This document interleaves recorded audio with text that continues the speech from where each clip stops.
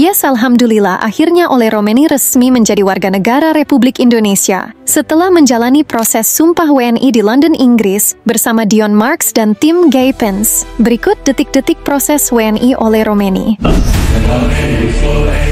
Kiranya Tuhan menolong saya.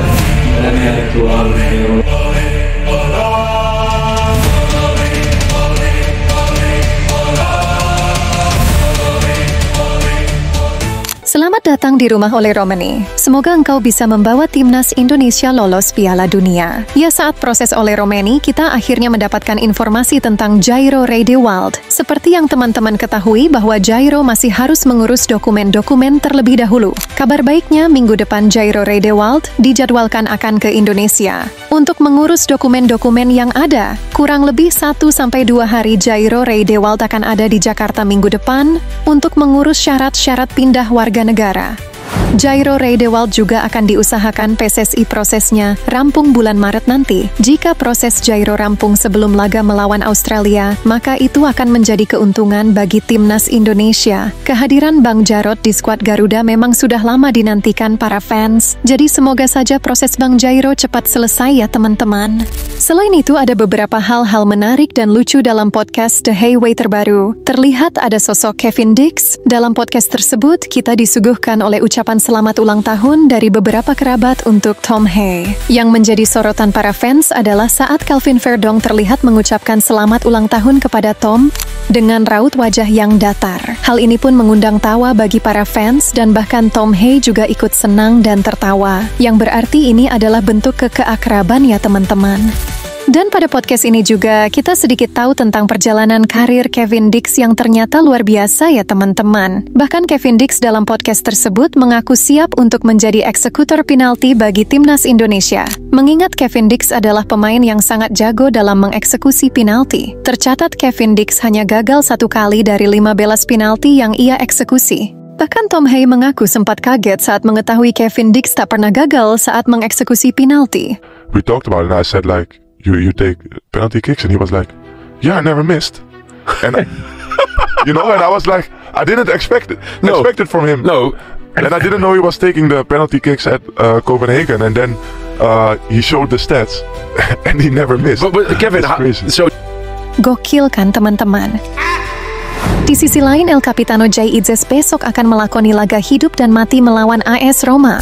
Pada lanjutan laga Serie A musim ini, pada laga ini kemungkinan Jay Itzes akan tetap menjadi kapten. Mengingat kapten dari Venezia yaitu Pohjan Palo yang hengkang dari Venezia FC. Hal ini akan membuat Jay Itzes akan menjadi kapten utama Venezia FC. Pada laga besok melawan AS Roma adalah laga yang penuh tekanan bagi Venezia dan Jay Itzes. Mengingat jika kalah, Venezia kemungkinan besar akan sulit keluar dari zona degradasi. Akan tetapi kapten kita Jay Itzes memilih untuk tidak menyerah. Bahkan saat dirinya ditawar oleh klub-klub seperti AC Milan dan Juventus, Jay Itzes memilih untuk tetap setia bersama tim yang sudah membesarkannya dan memberinya banyak kesempatan bermain. Tentunya keputusan kapten kita ini menuai banyak pujian dari para fans timnas Indonesia.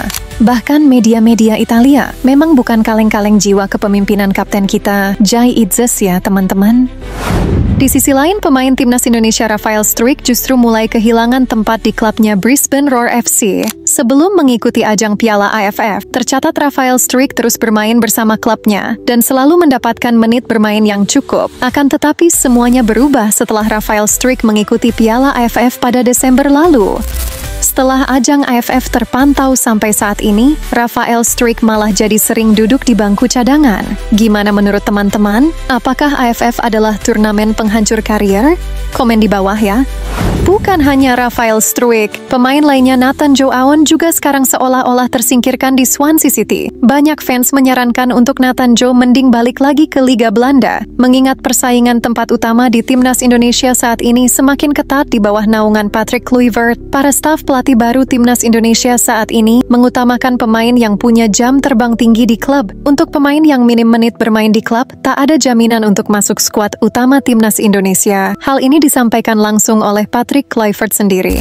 Dan untuk pemain dari Liga 1 Indonesia, seolah-olah sedang dalam motivasi tinggi dengan kedatangan Patrick Kluivert, dan staf pelatih lainnya yang menonton laga secara langsung. Banyak pemain dari Liga 1 yang tiba-tiba bermain sangat bagus. Saat dipantau langsung Patrick Kluivert, siapa sajakah pemain itu? Sebelum kita bahas pemain tersebut, kita mulai dulu dari Alex Pastoor yang mulai bergerak cepat. Alex Pastoor siap lobi para klub demi persiapan timnas Indonesia. Sosok Alex Pastoor memang sangat menjadi sorotan para fans. Akhir-akhir ini, Alex Pastoor mengungkapkan bahwa dirinya akan berusaha melobi para klub untuk lebih cepat melepas para pemainnya demi persiapan timnas Indonesia. Terpantau Alex Pastoor dan staf pelatih lainnya juga sudah mengadakan pertemuan bersama pengurus liga. Belum pasti apa isi pertemuan itu.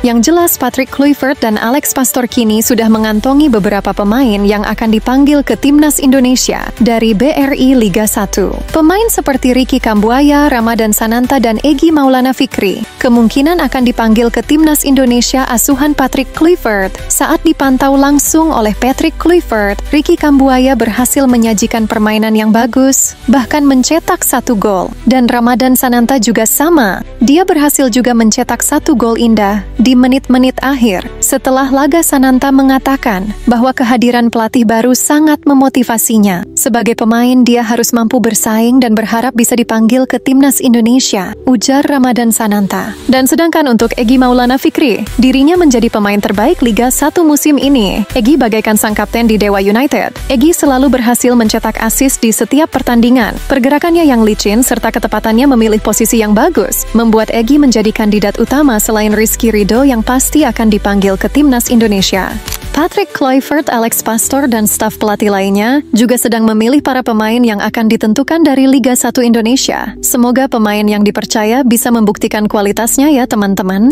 Selanjutnya, pemain ini sempat datang di saat timnas Indonesia sedang tidak baik dan pergi saat timnas Indonesia sudah membaik. Ya siapa lagi kalau bukan Elkan Bagot? Elkan Bagot sendiri sekarang terpantau menjadi pemain yang sangat mengalami peningkatan bersama Blackpool FC. Para fans terus berharap bahwa Elkan Bagot bisa dipanggil oleh Patrick Kluivert. Mengingat Elkan adalah bek dengan postur mencapai 2 meter dan badan yang kekar. Elkan sangat unggul dalam duel bola-bola atas. Gimana menurut kalian? Apakah Elkan harus dipanggil? Komen di bawah ya. Selanjutnya pemain timnas Indonesia, Pratama Arhan mulai jadi idola baru di Liga Thailand. Senjata pamungkas lemparan ke dalam Pratama Arhan berhasil mencetak assist. Memang faktanya bahwa lemparan ke dalam Arhan membuat ancaman yang lebih berbahaya dari corner ya teman-teman. Menarik untuk kita tunggu apakah jasa lemparan Arhan akan dibutuhkan oleh Patrick Kluivert atau tidak. Selanjutnya, Maarten Paes menuntut jersey barunya. Momen lucu terjadi saat Erspor resmi mengumumkan jersey timnas Indonesia yang terbaru. Pada momen itu terlihat Maarten Paes berkomentar menunggu jersey edisi penjaga gawang yang sampai saat ini belum diumumkan. Sambil bercanda, Maarten Paes terlihat iri melihat pemain-pemain lain melakukan sesi photoshoot menggunakan jersey baru. Sabar ya Bang Paes, kami juga sama kok menunggu jersey kipernya. Lucu banget ya kiper kita satu ini suka bercanda juga rupanya. Oh iya, selain jersey, kabarnya Erspo juga menyiapkan jas untuk timnas Indonesia. Nanti para pemain akan serentak memakai jas saat menuju stadion. Bisa dibayangkan betapa kerennya saat para pemain timnas kita memakai jas teman-teman. Aura Piala Dunianya makin kuat sih asli dah.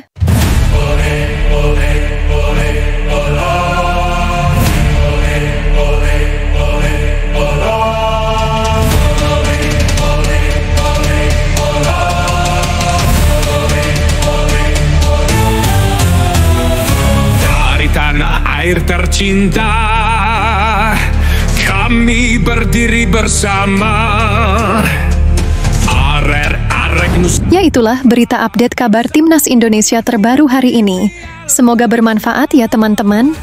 Jangan lupa subscribe dan like video ini agar kalian tak ketinggalan info-info valid seputar perkembangan tim nasional sepak bola Indonesia terbaru. Jaga kesehatan ya teman-teman dan sampai jumpa di video selanjutnya.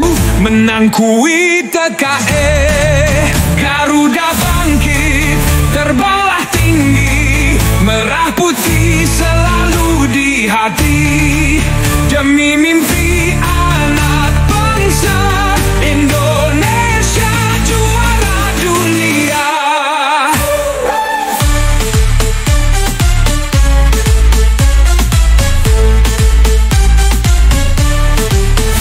La la la la la la, terima kasih sudah menonton.